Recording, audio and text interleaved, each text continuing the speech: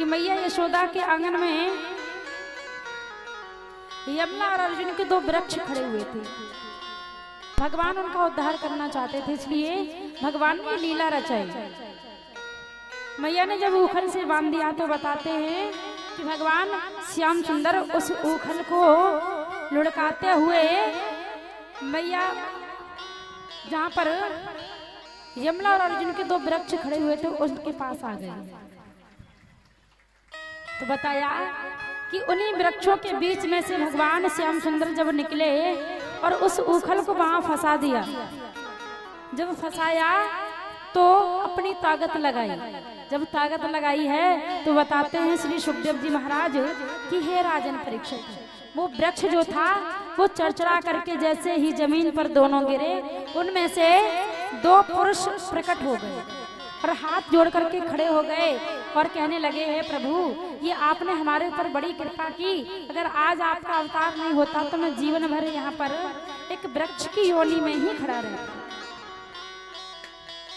ये इनको वृक्ष की योनि क्यों मिली? ये पूर्व जन्म में नलकूबर और मणिग्रीव थे। इनको नारद जी का श्राप लगा हुआ था।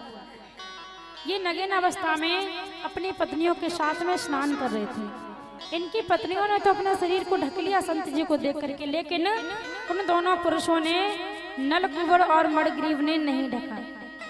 ये कुबेर के पुत्र थे, तो उनको श्राप दे दिया कि जिस पेड़ की भांति तुम दोनों निर्लज्ज होकर के खड़े हो, मैं तुम्हें श्राप देता हूं कि तुम वृक्ष की योनि में पहुंच जाओ। तो दोनों उसी समय पर वृक्ष योनि में पहुंच गए थे।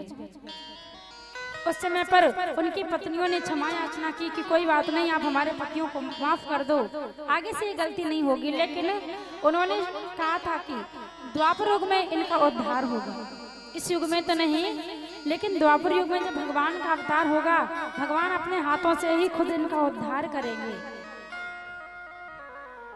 भगवान के हाथों से उनका जब उद्धार हुआ है तो बताते हैं श्री सुखदेव जी महाराज